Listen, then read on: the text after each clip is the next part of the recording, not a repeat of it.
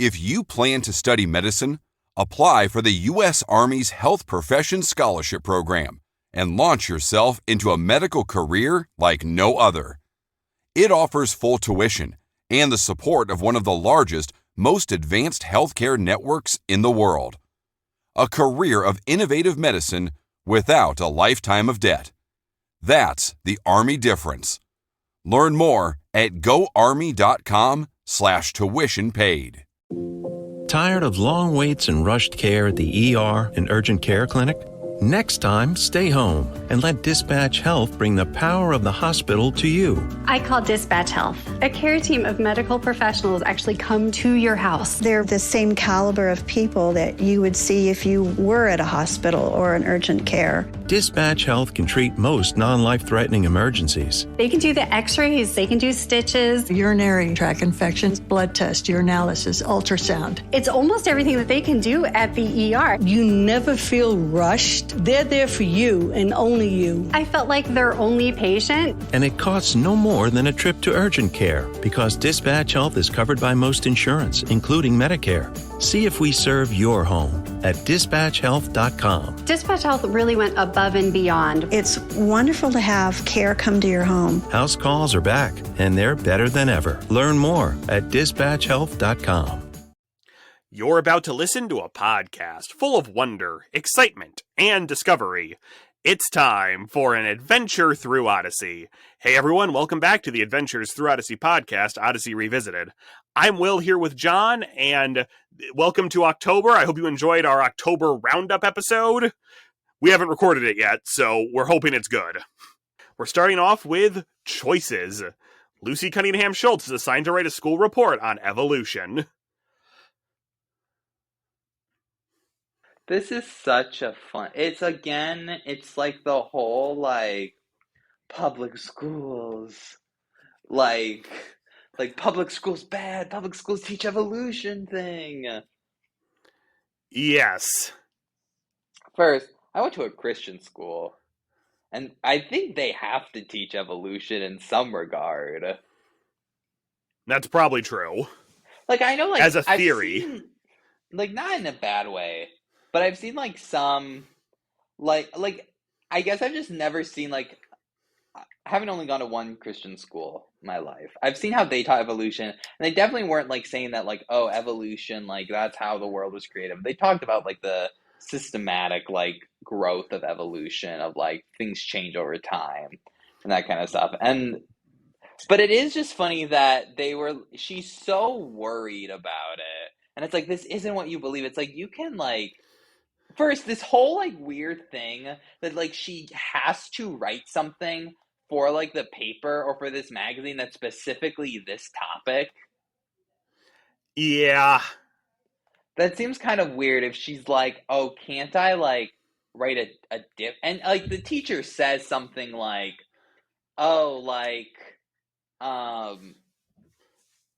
the teacher says something I wish you would have told me this, and, I don't want you to write something that you're uncomfortable with. Right, but problematically, not every teacher will be that understanding. Right. I kind of wonder if it would have been better or, more relatable had it been something and maybe, they were oh, this could be too hard, but, have something it involve just a normal school project, and she's well, I have to write this paper, and I don't know how to write it because I don't actually believe in any of this, which I guess, that would be... Part of me thinks that could be a more interesting storyline rather than this very, specific paper she has to write, but then, it's also probably unrealistic that, for any, thing as a Christian that you doubt in school, you get permission to, write it from one perspective or another. Even though I don't know if most teachers would necessarily care if they're here's what the theories say, here's what I believe. Yeah, I was about to say that would actually upset them. Yeah, I do think this is a weird ending in that Lucy gets what she wants, but still gets to write the paper. I think it either needed to be Lucy either has to write the paper about evolution or not do it, but she at least won't get a failing grade. So right, it's such a weird setup. for Yes, this is again one of those, I think Focus on the Family went a little too focused on the family on this one. Yeah. I mean, it's like an interesting topic, and I don't think it's like bad to like discuss it, like discuss the elements of it, but it is just kind of like, oh, it's this special paper, but if she doesn't write it, she fails. Yes. And it's just like, okay, like, Oh, because otherwise she would just say no. Like that's the right. truth of it. It like so they have to write it as this failing thing, but they're like, well, if it was just a school assignment, there's not like any. It's not like even that big of stakes. Agreed. Instead, it like has to be a thing that other people are gonna read. Yes, I would also like to point out this is the only appearance of Hal Cunningham on the show. Oh yeah, I forgot about that. Sad, real sad. Lucy's dad. I don't think they actually I called do Hal think in the episode, but it was added to the wiki post-mortem. I do think it's weird. She starts having like weird dreams of like Wit and everyone saying, "What's the big deal?" Yeah, I agree. It is interesting that Wit is not in this episode at all in a real sense. Yeah, like I get like her friends saying, "What's the big deal?" or even like her dad saying, like I could even see her dad like talking to her and like saying like, "This doesn't necessarily compromise your faith," Right. but like it is a hard issue. I do think it's such a kind of formulated situation though. Yes, it is. It's also even kind of overly dramatic to some extent, with the episode's called Choices. Yes, I agree. I get in the late 80s, evolution in schools would have been a big topic. Yeah. What I find interesting is they don't really have anything to say about it. Right. The big thing is it's like she says to the end, I believe that God created man, not that he formed from an amoeba. Yes. Which is a memorable line. I feel like they played it at like another episode's end or like in the in-between scenes of something. Right, I don't remember what episode it was, but there was an episode that ended with Chris like, here are some clips from other episodes where people had to make tough choices, which I don't know if that was because they were running short or what, but... Yeah. I mean, right, it's like, I think I think at this time, and this could be focused on the family, I think they were scared to go too deep into a controversial topic, just kind of have this plaster like, oh, evolution bad. But they don't want to get into like the nitty gritty specifics. Like the Truth Chronicles gets a little more into it. Like they have that evolution kind of episode, but it's so like post the fact. Yes, but that was also the first appearance of that, Odyssey favorite, Miss Adelaide. It's true. It's very, very true. Because like I mean the debate is there's obviously people who hold firmly to that debate, and you know I don't, but like now I feel like the debate is amongst Christians. Yes, I would agree. About like old Earth, young Earth, like theory. That's where I feel like it's. I mean, this public school stuff's still obviously happening, but like that's where I feel more tension is between like Christians arguing amongst each other what's correct. Right. I would agree with that. Which, what an interesting, they would never, I doubt they would do an Odyssey episode talking about like young Earth and old Earth. Because to be honest, the episode should end and be like, does it truly matter for one's salvation? Whether God created everything in literally 7 days or did it over thousands or millions of geological years building the Earth with his guidance. Like, it's like, but I doubt Odyssey would do that because I think there's a lot of people in their fan base who very strongly hold to the young Earth theory, and I think parents who are involved in Odyssey would get upset. I would agree with that. No, I not that I'm like saying one way's right or another. I'm just saying I think both ways have their merits, and I'm not going to call someone a bad Christian if they believe one thing over the other. Yes. But yeah, so I feel like this is kind of a classic in the sense that it gets brought up a lot, but I don't know if it's held up super well. Let's put it that way. Yeah. All right. I would agree with that. Okay.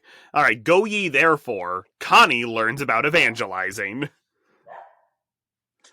So notably, Robert is the voice of Mitch, which is always a little distracting. It's fair. I I mean, it's a long time. I always forget. Like when I listen to it, it's like, oh yeah, wait, is that Mitch? I mean, and that's probably why you thought this episode was so much later than it is. Yeah, because it's like, oh wait, has he been like involved in Odyssey for that long? You know? True. Well, I mean, he is the voice of I Rodney, get. so. I always forget that too. I always. I mean, so I always find evangelism a hard thing to talk about. I'll say this. I'm actually surprised that I mean, Focus on the Family is very evangelical evangelism focused. I'm kind of surprised they kind of threw shade at the pamphlets in the book and like the parks and like evangelizing in the park. I do agree. That is very interesting. Maybe You they're know, throwing shade about doing it the wrong way? I don't know.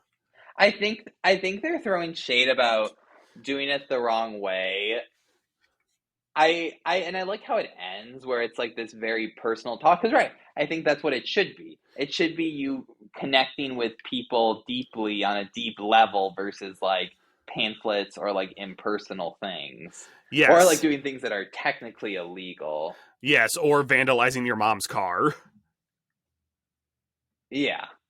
Which is a funny scene, although, no, I guess I believe Connie at that age would do that. Yeah, I 16-year-old, I totally believe Yes. that's that. But I think this is a really good episode in that regard about what evangelism should be. It's just surprising that they kind of threw some shade at like some of the other like tactics that people would use. Yes, I agree.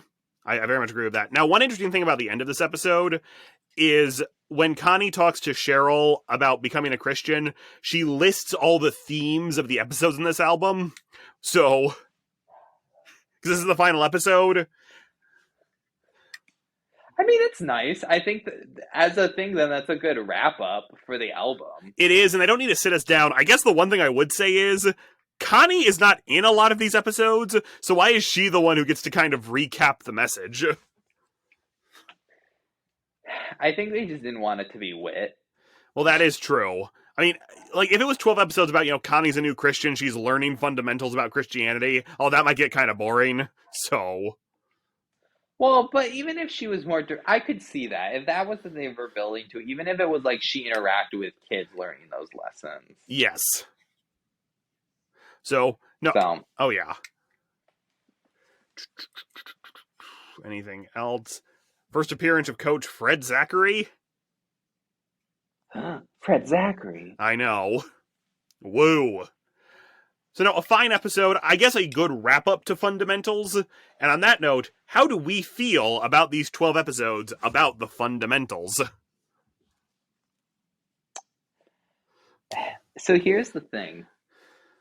I think it could have done a better job making it obvious that it was a themed album. Yes. Growing up, like even like saying like, oh, I mean like in some respects, a lot of Odyssey episodes like talk about Christian fundamentals. This is true. Like basic Christian ideas, and so I kind of wish it was a little more obvious because I think it is a well-themed album. I think a lot of the episodes hit really well. I think even like the Evolution episode, choices we were talking about, is still a good episode. I think it's just doesn't hold up as well, today, given, different things that have happened in the world. I do think now, like, knowing this is the end of the album, that kind of end speech works better. Yes. As, like, right, we're summarizing all the different elements. I do agree. I think this is one of the better lesson-themed albums. Like, Clanging Cymbals, which is album 54, has to dedicate itself to basically one passage of scripture, and it gets a little contortion-y. Yeah. Yeah. I do. Like, I'm happy with, like, a broad thing, but you could even have Chris, like, in the first episode be like, the next few weeks, or, like, the next few, like, in the coming episodes or this album, we're gonna look at Christian fundamentals and like the fundamentals of our faith. Right, and I don't need an episode, the episodes tying themselves together. It was the 80s, they weren't going to do that. I do wonder, like, this feels like the thing you listen to at the beginning of a Bible study, then sit down and discuss it. I feel like we just needed more of that. But I also get it, they wanted every episode to be able to sort of stand on its own. I totally agree. And I think most of them do. There's only a couple duds this time around, so... Mm-hmm. Okay.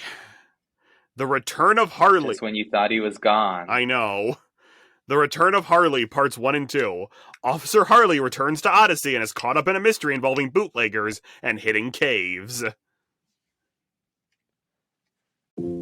Tired of long waits and rushed care at the ER and urgent care clinic? Next time, stay home and let Dispatch Health bring the power of the hospital to you. I call Dispatch Health. A care team of medical professionals actually come to your house. They're the same caliber of people that you would see if you were at a hospital or an urgent care. Dispatch Health can treat most non-life-threatening emergencies. They can do the x-rays, they can do stitches. Urinary tract infections, blood test, urinalysis, ultrasound. It's almost everything that they can do at the ER. You never feel rushed. They're there for you and only you. I felt like their only patient. And it costs no more than a trip to urgent care because Dispatch Health is covered by most insurance, including Medicare. See if we serve your home at dispatchhealth.com. Dispatch Health really went above and beyond. It's wonderful to have care come to your home. House calls are back, and they're better than ever. Learn more at dispatchhealth.com. So, first, I always found it funny that they're just like, I came to take Steve Larson. They're like, Steve Larson's no longer lives here. Which is funny, I guess. Do you think that was they couldn't get the voice actor back and didn't want to rehire him? Because instead we have Jack Davis, who's just like never like a character, like who never interacted with Harley, did he? Not on screen or on air. Yes, I agree with this, that it's a little out of place. I also don't know why they wrote this episode. Did they think that last Harley episode was so much a redemption for the character they could bring him back? I actually kind of wonder, or if they were just like, I think the writers really liked Harley. You might be right. Like, I think maybe in part we wanted to give him a little more of a send-off.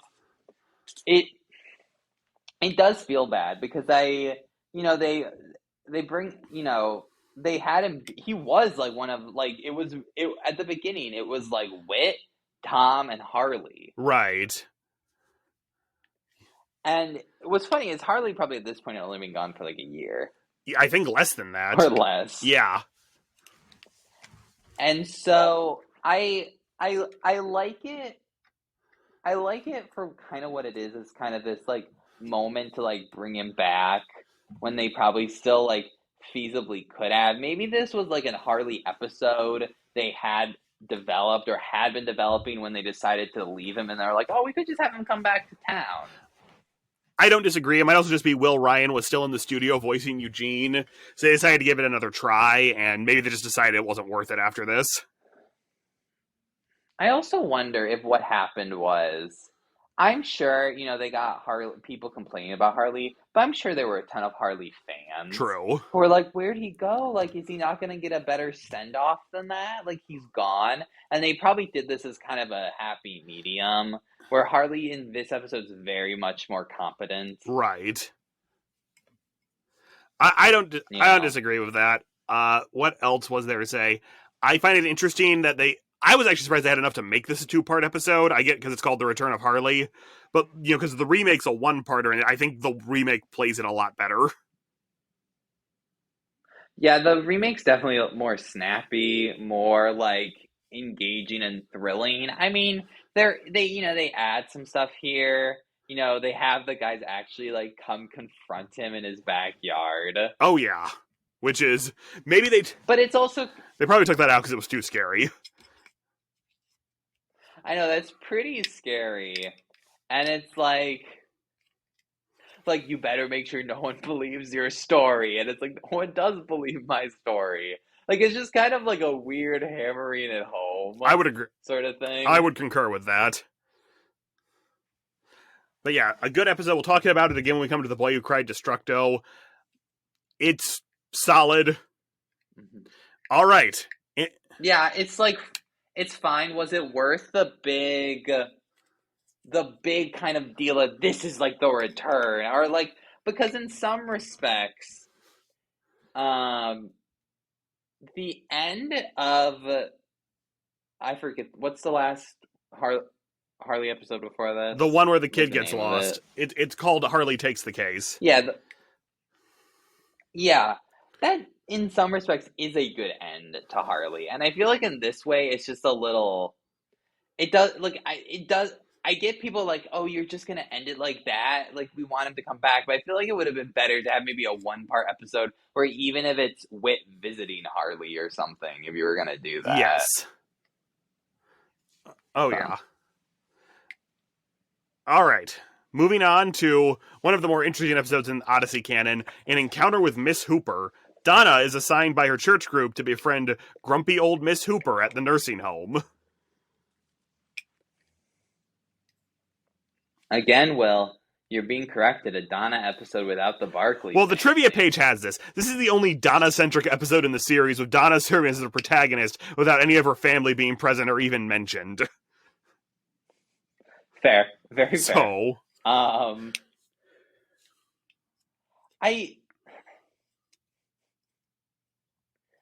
Okay, so let me say this. I think it's really good to take Sundays like children to a retirement home. I think it can brighten the retirement homes people. It's very interesting. They're like very specifically like we're assigning you to specific people. And Wit, knowing who Mrs. Hooper is, was like, yes, interact with this kid. or at least not having an Like adult I'm in going the to room. assign a kid to her. Yeah, like if it had been an adult or like a teenager, like someone like I almost feel like this episode could be better with Connie, Yes. where it's like whipping like, hey, I have this like hard, like this person I know is a little more difficult, and I'm gonna have you do it, Connie, because I think you can do it. I think that it would have maybe worked a little better in that regard. Oh, yeah. I mean, I do think Wit saw something because Wit like encourages her to go again and encourages her to like continue to interact with it. But it feels like a lot to put on presumably a middle schooler. I would agree. I mean, Donna does a very good Especially job, because but... especially because I don't know if the other people are visiting or like revisiting these people at the nursing home. It just seems like it's just Donna going to visit again. I think it might be part of Donna's stubbornness, which is semi-part of her character. But there is a lot of, and this is why I think it's interesting, there's a lot of continuity in this episode. This is technically the first appearance of Richard Maxwell, who might have been Rachel's sister from the Earring episode. Yeah. Which is and because this episode was in album 6 for the longest time and featured Richard Maxwell because, you know, they could only do 12 episodes on cassette. So I would have just shifted. I don't know what you would have shifted. We'll have to figure that one out. But now I will say this. I think the ending's great. I know I'm complaining about like the setup. I think the ending's like legitimate. Yes. No, I think that's handled really well. I think it's really. I think the stuff with her husband dying and her daughter and like the connection, I think it's really good. Absolutely. I'd even dare say it goes into the classic territory. Okay. Well, I feel like Mrs. Hooper is just like a character that's like memorable. Right. Like I remembered I mean, of course the episode's called An Encounter with Mrs. Hooper. But it feels like they developed a really good character, like one-off character, and that's why. Oh, yeah. I think it could be considered a classic. I would agree with that. Mm-hmm. So. Okay. We're kicking it off. The last episode of this episode, by the way, a bite of applesauce. Against Wit's orders, Connie and Eugene tamper with a secret computer room, and the mysterious program Applesauce is unleashed. Now, I will say this. This definitely is kind of the first step. I mean, there's the spy episode, which is kind of this, like, branching out, but, like, the kind of the first episode where it's like, oh, Wit is, like, more than he's, like, kind of sees. Yes. Like, obviously there's a lot in this episode to talk about, but, like, it's like oh, he's, like, seems to be working for, like, the government, or, like, which I guess isn't specifically said in this episode, is it? I think he said he was building the program for something secret, but that was all we knew. Yeah. But it is kind of this, like, branching out, like, oh, Odyssey can go, like, very interesting places. Oh, yeah. I think it's a very interesting kind of retelling of the Adam and Eve story. True. I agree. I think it's a good way to do it, because I feel like every Bible kids go into the Bible story show never knew what to do with Adam and Eve, because it's going to be weird if the kids are there. Yeah. Well, and it does it well, because it kind of, like, emphasizes, like, the breach of trust and the breach of, like, and, like, the disobedience, and it, like, makes it more, like, tangible. Yes. Like, it's, like, I feel like you hear the Adam and Eve story, and it's like, oh, they had one thing they couldn't do. It's like they weren't supposed to eat the apple, but it kind of shows, like, how easy that kind of can happen. I would agree. Like, this temptation, this disobedience. Oh, yeah. It does seem dumb for him to tell Eugene, but not tell Connie. Yes, this does kind of begin the running gag of Connie's always the last person to know anything. Well, because I get it's, like, technically, like, military secrets, and she is a high school student, but also just be like, oh, I'm working on, like, Yes. on a thing back here. And I feel like even, like, mentioning, like, they keep mentioning, like, applesauce, and, like, one, why did he even put applesauce in this system? I don't know. Because they're like, oh, like, it's like, he's like to Eugene, you shouldn't touch that. And, like, Eugene's like, oh, like, it's like, only concerns, like, certain people. It's just like, why even have it on the system at all? I mean, maybe it's, like, the only way he could get it to work, but for such a valuable program, it seems pretty intense. I would agree. I would also say this is kind of a shocking ending for Odyssey up to this point, where they just get fired and we're leaving it at that for at least a little while. Yeah. Stunned. Because this is actually something we'll get back. Stunned. This is something we'll get back to later. Like, Connie Goes to Camp was available in a lot of compilation packs and, like, activity book sets, and it mentioned she was fired, and because that episode isn't actually included in the Blacker Chronicles listing, which is weird, because that's why the reason Lucy's mad at Connie is set up in there. So, yeah, it seems this and, like, the camp episode seems very Blackguard Saga. Well, this is, like, you would be slightly this confused. is listed as part of the Blackguard Saga, just the camp episode isn't, which surprises me. Maybe it's more so they could have, it's for, like, the CD release. It's like hard to put in a 2-part camp. Oh, that's episode. possible too. I mean, you can go off without knowing the camp episode, but it is kind of like Connie coming back and, like, making that, like, thing right. Yes. You know, it is interesting when we talk about, like, why Whit hires them back, like, the context. Agreed. Like, what he wants, he just also wants them to, like, realize of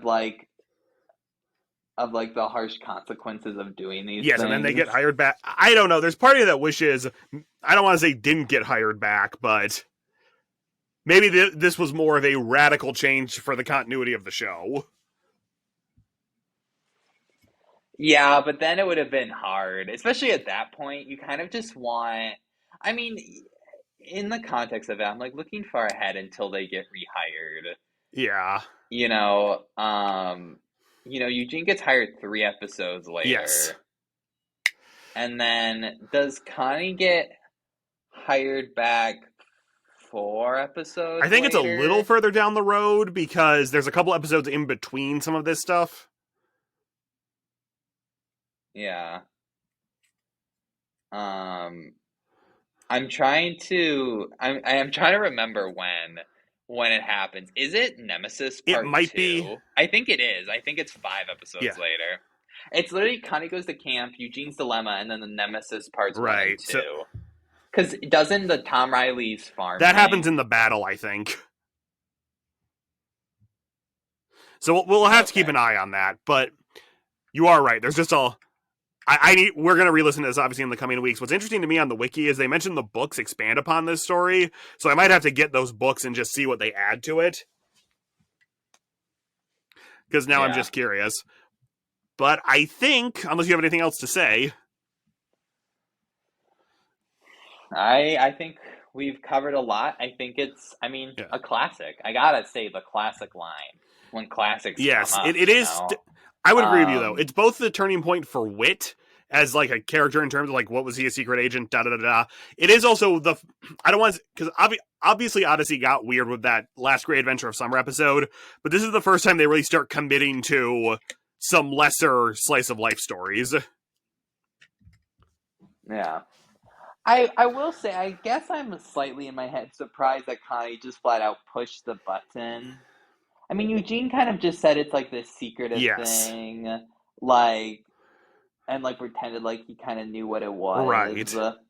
I feel like I'm surprised Connie didn't just go ask Mr. Whitaker, like, why didn't you talk about this, you know? Definitely. I mean, I guess I feel like the whole thing would have been better had Whit told Connie, and I feel like that's part of my issue with it. It's like that's a core thing that they should have just done. He should have done. I would agree with that. Because I think part of the temptation came from the fact is that Eugene knew about this and Whit didn't want to tell Connie. True. And we'll see. We'll talk about the ramifications of that later as we dive deeper. So in next week, we'll start Blackguard officially in what I think is a very interesting decision for their story arc, which we'll get back to because I'm looking at the calendar right now. So I'm Will. Yeah. We'll see you next time. I'm John. If you plan to study medicine, apply for the U.S. Army's Health Professions Scholarship Program and launch yourself into a medical career like no other. It offers full tuition and the support of one of the largest, most advanced healthcare networks in the world. A career of innovative medicine without a lifetime of debt. That's the Army difference. Learn more at goarmy.com/tuition paid. Tired of long waits and rushed care at the ER and urgent care clinic? Next time, stay home and let Dispatch Health bring the power of the hospital to you. I call Dispatch Health. A care team of medical professionals actually come to your house. They're the same caliber of people that you would see if you were at a hospital or an urgent care. Dispatch Health can treat most non-life-threatening emergencies. They can do the x-rays, they can do stitches. Urinary tract infections, blood test, urinalysis, ultrasound. It's almost everything that they can do at the ER. You never feel rushed. They're there for you and only you. I felt like their only patient. And it costs no more than a trip to urgent care because Dispatch Health is covered by most insurance, including Medicare. See if we serve your home at dispatchhealth.com. Dispatch Health really went above and beyond. It's wonderful to have care come to your home. House calls are back, and they're better than ever. Learn more at dispatchhealth.com.